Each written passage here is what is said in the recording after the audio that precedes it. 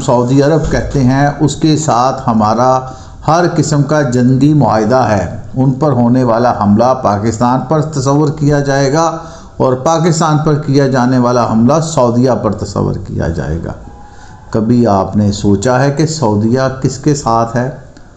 America पर होने वाला हमला सऊदीया पर तस्वर किया जा रहा है और अमेरिका पे होने वाला हमला जो होगा वो इसराइल पर तस्वर किया जाएगा और इसराइल पर जो होने वाला हमला है वो इंडिया पर तस्वर किया जाएगा। और इसी तरह अगर आप देखेंगे रशिया जो है वो ईरान का दोस्त है, लेकिन दूसरी तरफ टेक्नोलॉजी और इंफ्रास्ट्रक्चर के हवाले से वो हिंदुस्तान के अंदर इन्वेस्टमेंट कर रहा है।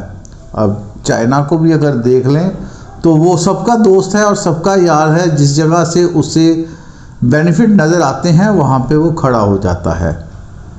मुख्तसरन ये कि ईरान